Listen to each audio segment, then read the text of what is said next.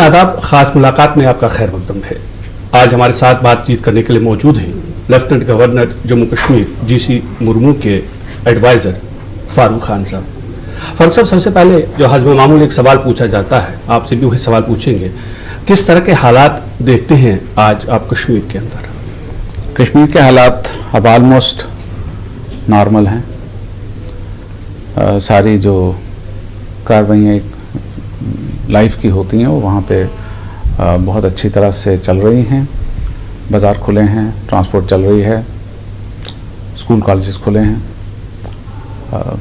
अगर इस तरीके से देखा जाए तो हम नॉर्मलिटी की तरफ काफ़ी हद तक आ चुके हैं। मार्केट प्लेसेस की अगर बात करेंगे तो बहुत सारी ऐसी जगह हैं, जैसे श्रीनगर की बात करेंगे तो अभी पूरा दिन मार्केट्स खुली नहीं रहती, कुछ देर तक खुली रहती है, 3-4 घंटे बाद बंद हो जाती है। ऐसा है कि ये दुकानदारों का अपना वो सिस्टम है कि वो 4 घंटे खोलते हैं, 6 घंटे खोलते हैं, उसमें सरकार का कोई हस्तक्षेप नहीं है।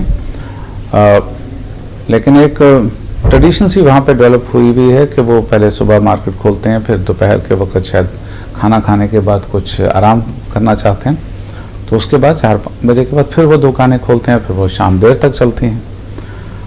तो उस तरीके से एक नया शायद उन्होंने इवॉल्व किया है अपना सिस्टम, जिससे हमें कोई दिक्कत नहीं है और किसी को भी कोई दिक्कत नहीं है। लोगों को भी उनकी जो ज़रूरियात की चीज़ें उन्होंने ख़रीदनी हैं वो उनको बाज़ार से मुहैया हो रही हैं, टाइमिंग उन्होंने अपना सेटल किया हुआ है। तो उस तरीके से ये इस फिनोमेना को अगर आप सोचें कि इसको कोई खूबसूरत सा आप लोगों ने नाम देना, तो ऐसा कुछ नहीं है। एक उन्होंने अपनी सहूलत के मुताबिक शायद ये सब कुछ कर रहे हैं। आपको लगता है कि कहीं ना कहीं एक अमल दखल ज़रूर रहा है इसमें जो OGWs, क्योंकि हमने देखा कि जब हड़ताल थी उसके बाद दुकानें खुलना शुरू हो गई, कई जगहों पर हमने देखे कि कुछ इस तरह के वाक़या पेश आए जिसमें एक दुकानदार की मौत भी हो गई, तो उनका कोई अमल दखल है इस प्रोसेस में? देखिए, ऐसा है कि ये जो लोग हैं जिनके बारे में आपने जिक्र किया, चाहे वो सेपरेटिस्ट हैं, चाहे वो टेररिस्ट के हमदर्द हैं, OGWs हैं, ये सब के सब जो लोग हैं, अगर इनका बस चले तो कश्मीर में दरिया झेलम में ब्लड बहना चाहिए, खून बहना चाहिए, सड़कों पर डेड बॉडीज़ पड़ी हुई होनी चाहिए, तभी शायद इनकी दुकान चलती है। पीस में इनकी दुकान नहीं चलती। पीस के ये भी खुद सबसे बड़े दुश्मन हैं और पीस ही इनको डिफीट भी देता है। तो ये जो लोग हैं इन्होंने काफ़ी कोशिश की, इनके हवारियों ने काफ़ी कोशिश की, इनके जो टेररिस्ट जो इनके कनेक्शंस थे उन्होंने भी कोशिश की, चाहे वो सेब की फ़रोख्त को रोकने के लिए था, चाहे वो लोगों को वहाँ से भगाने के लिए, चाहे ये दुकानों को बंद रखवाना या इस तरह की कोई स्कूलों को बंद रखवाना। तो इस सब के सब ने कश्मीर की पब्लिक नहीं, मैं आपको ये बताना चाहूँगा कि इसमें फोर्सेस ने डील नहीं किया उनसे पब्लिक ने खुद डील कर लिया है।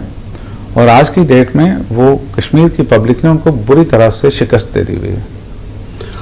इसके साथ ही जुड़ा हुआ जो सवाल है वो ये है कि जो पॉलिटिकल प्रिजनर्स हैं, हमने देखा कि 3 chief minister, former chief ministers, वो मानता है existing parliament member doctor Farooq Abdullah, वो भी अभी अरेस्ट हैं, कुछ लोगों को छोड़ दिया गया है। तो बाकी के जो पॉलिटिकल प्रिजनर्स हैं जिन्हें अरेस्ट किया गया है या हाउस अरेस्ट रखा गया है, कब तक ये उम्मीद है कि उनको छोड़ा जाए ताकि जो एक्टिव डेमोक्रेटिक प्रोसेस है जिसमें वो हिस्सा लेना चाहते हैं वो शुरू हो जाए?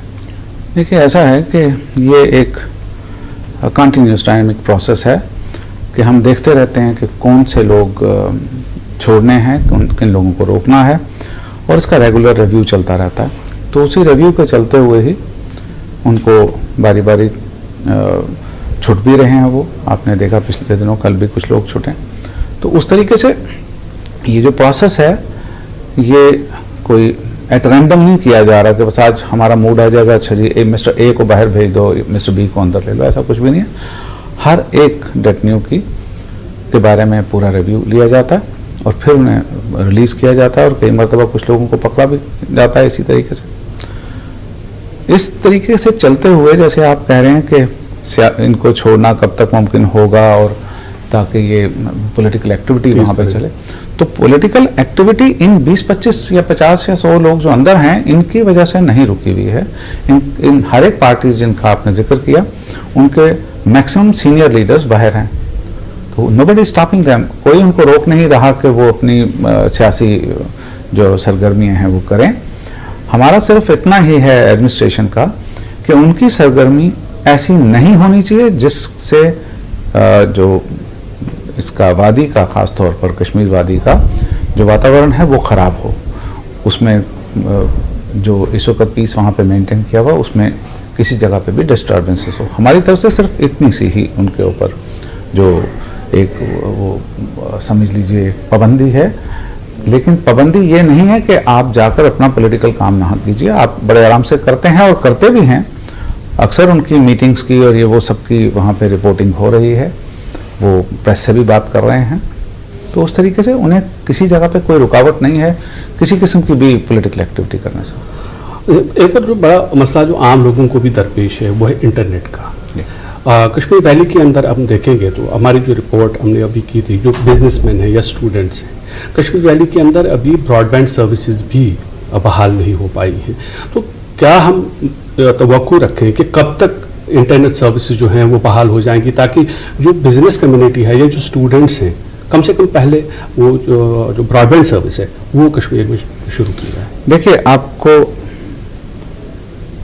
ये मानना पड़ेगा कि इंटरनेट के बंद होने की वजह से वो लोग जो इंटरनेट के डिफरेंट प्लेटफॉर्म्स का, ख़ासतौर पर सोशल मीडिया के जितने भी प्लेटफॉर्म्स थे, उनको वो बहुत गलत तरीके से इस्तेमाल करते थे, जिससे कई मरतबा कश्मीर में बहुत ज़्यादा वायलेंस भी हुई। और इस दफ़ा चूँकि ये कॉन्स्टेंटली बंद रखा गया और किसी किस्म के भी सोशल मीडिया के प्लेटफॉर्म को इस्तेमाल नहीं करने दिया गया, उसकी वजह, वो भी एक बड़ी वजह है कश्मीर में पीस की मेंटेनेंस के ऊपर और हालात के वापस आने के ऊपर। वरना ऐसे ही जिस वक्त कश्मीर के हालात बनते थे पुराने वक्तों में, तो अनफॉर्चुनेटली बहुत लोगों की डेथ हुई उनमें। आप पीछे जब मुड़कर देखते हैं 16 में क्या हुआ, 14 में क्या हुआ, उससे पहले। तो इस दफ़ा मैं श्रेय देता हूं कि इंटरनेट का जो बंद होने का जो एक निर्णय लिया गया था, एक फैसला लिया गया सरकार की तरफ से, उसने बहुत हद तक मदद की है लाइफ और प्रॉपर्टी को बचाने में, कि उनका नुकसान ना हो। और जहाँ तक इंटरनेट को खोलने का ताल्लुक है, तो आपने देखा कि जितनी भी वैली में जितनी भी ये दी गई रिलैक्सेशन दी गई, बारी बारी दी गई। और इंटरनेट का भी आज रिव्यू चल रहा है।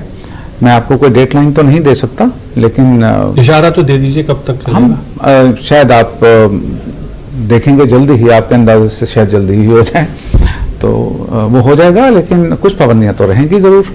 सोशल मीडिया के ऊपर डेफिनेटली कुछ ना कुछ तो अंकुश लगा कर रखना पड़ेगा।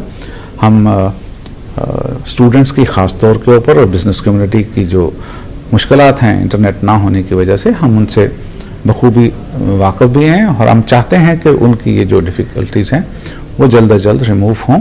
और उसी सिलसिले में जो ही रिव्यू होकर ये देख लिया जाएगा कि अब इंटरनेट को सेफली खोला जा सकता है, तो जल्द ही आप देखेंगे कि वो भी खुला हुआ होगा। जी, कश्मीर वैली की बात है। जम्मू के लोगों का कहना है कि जम्मू डिवीज़न में तो हालात ठीक हैं, लेकिन यहाँ मोबाइल इंटरनेट सर्विसेज अभी तक बहाल नहीं हुई। देखिए, ऐसा है कि इंटरनेट का कुछ जो गलत इस्तेमाल था वो शायद जम्मू रीजन से भी कई जगहों पर होता था और पहले भी हुआ है।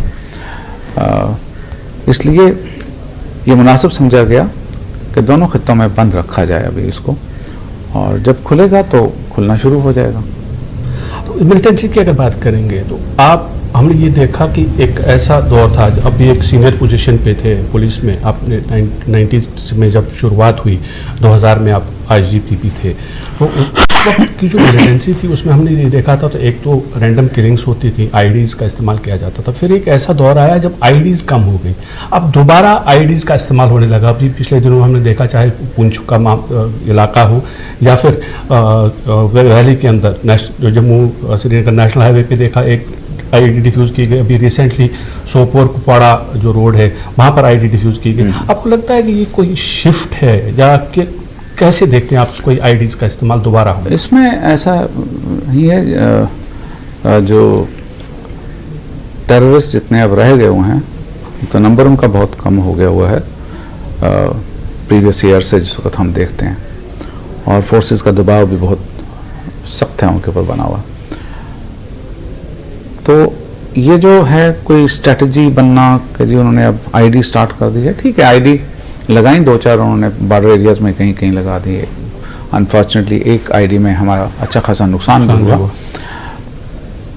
ये कोई फिनोमेना कहें तो ऐसा नहीं है, स्ट्रेटजी इस वजह से भी है कि इनके पास हथियारों की कमी है और ये आईडी की तरफ जाना चाहते हैं जो वहाँ पे ये किसी तरीके से मैन्युफैक्चर कर सकते हैं क्रूड आईडीज़ को। लेकिन फोर्सेस जो हैं जो इनसे डील कर रही हैं वो इस मामले में बहुत चौकन्नी हैं, और तभी आपने देखा कि जहाँ पे एक अगर आईडी लगी तो ने नुकसान किया तो वहाँ कितनी आईडीज़ को डिफ्यूज़ भी किया गया है।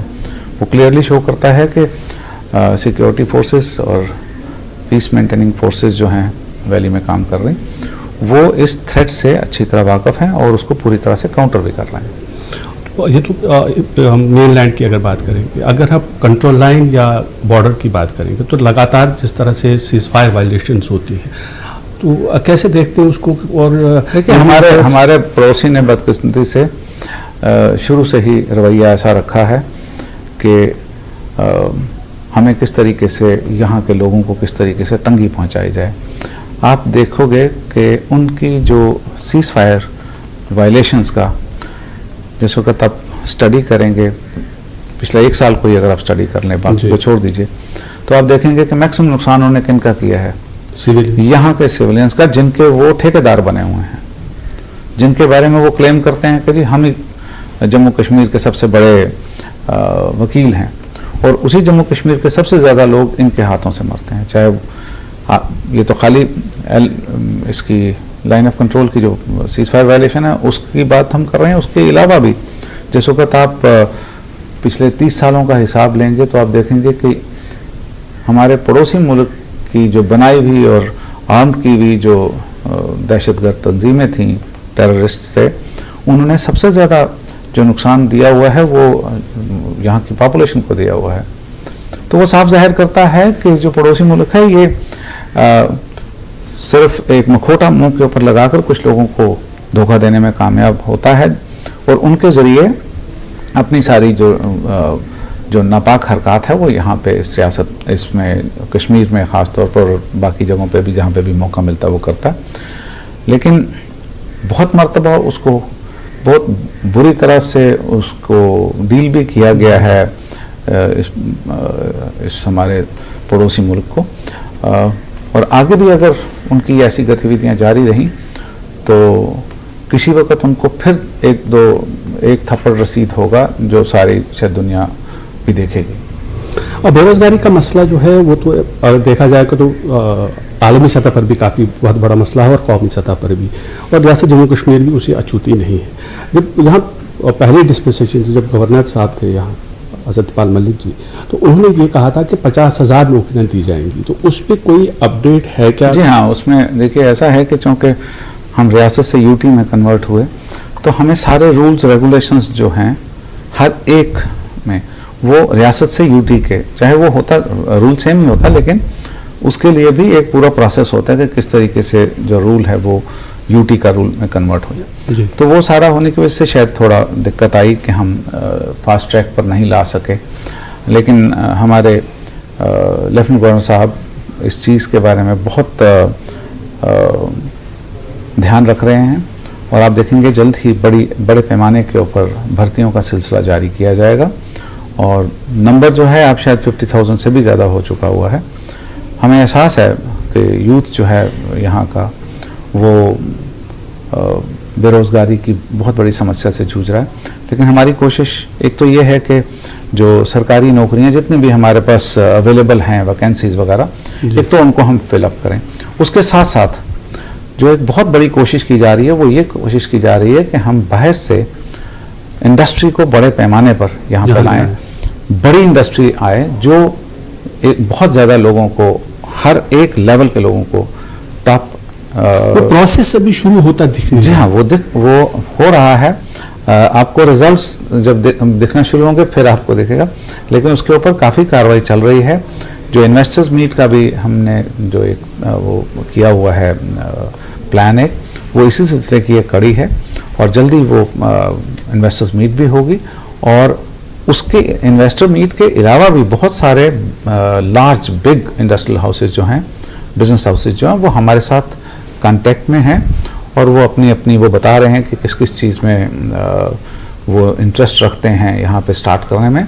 हमें सिर्फ ये थोड़ा देखना पड़ता है कि जो भी कुछ यहाँ पे इंडस्ट्री आए तो वो इको फ्रेंडली हो, और दूसरी उसमें सबसे बड़ी जो हमारी एक नज़र रहेगी कि ये इंडस्ट्री जो भी आए यहाँ पे वो खाली टैक्स बेनिफिट्स को और बाकी चीज़ों को, बाकी सब्सिडीज़ को एक्सप्लॉइट करने के लिए नहीं आए, बल्कि एक proper plan, long term plan के साथ आए, और जिसमें ज़्यादा से ज़्यादा जो लोकल यूथ है, जो लोकल जो ट्रेंड और अनट्रेंड लोग भी हैं, पढ़े लिखे, वो उनको ज़्यादा से ज़्यादा वहाँ पे मौके मिलें। तो उससे हमें यकीन है कि जम्मू कश्मीर में से जो बेरोज़गारी की समस्या है वो बहुत हद तक ख़त्म कर दी जाएगी। माइग्रेट्स जो हैं वो भी एक लाज़िम मलज़ूम हिस्सा है इस प्रॉब्लम का, जिसमें रहेंगे। तो कश्मीर अभी लेफ्टिनेंट गवर्नर साहब ने ये कहा कि 31 जनवरी तक जो एम्प्लॉयमेंट है वो पैकेज को आप कंप्लीट कर दें, क्योंकि जो एम्प्लॉयमेंट देना है वो उसमें थोड़ी देरी हो रही है, वो कंप्लीट करें। उनका जो एकोमोडेशन है उसके बारे में भी बात कही गई। लेकिन सबसे बड़ा सवाल ये है कि जो वापसी का है, जो रिहेबिलिटेशन है, उसके बारे में कुछ प्लान नहीं दिख रहा है। क्या सरकार के पास कोई ऐसा प्लान है कि माइग्रेंट्स वापस जाएं? माइग्रेंट्स का जहाँ तक माइग्रेंट्स का देखिए वापस जाने का जहाँ तक ताल्लुक है, तो हम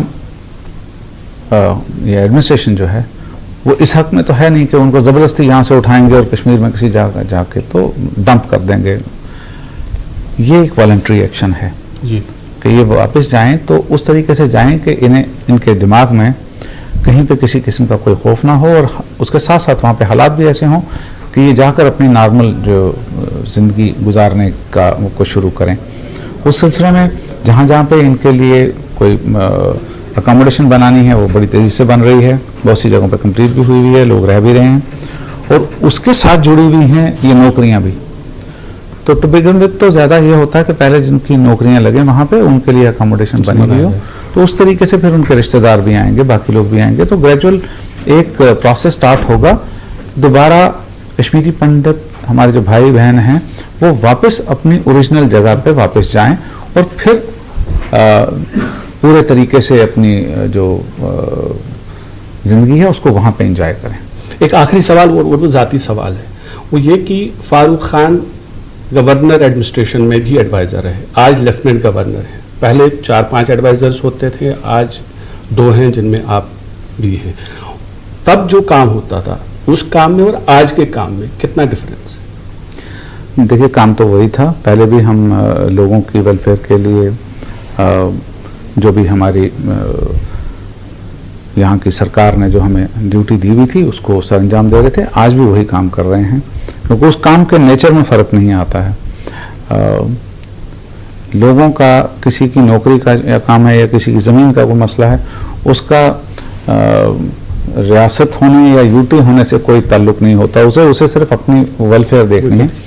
तो हमारा भी काम वही वेलफेयर को इंश्योर करने का है कि जिस महकमे की जिम्मेवारी हमें दी गई है हम उसको ठीक तरह से निभाएं, और उन डिपार्टमेंट्स के अलावा भी अगर किसी दूसरे डिपार्टमेंट से ताल्लुक़ रखने वाला भी कोई आदमी कभी हमारे पास आता है तो हम उसको भी उनके कंसर्न डिपार्टमेंट्स के ज़रिए कोशिश करवाते हैं कि उनका भी काम जल्द से जल्द हो जाए। खान साहब, न्यूज़ 18 के साथ बात करने के लिए बहुत बहुत शुक्रिया। Thank you very much.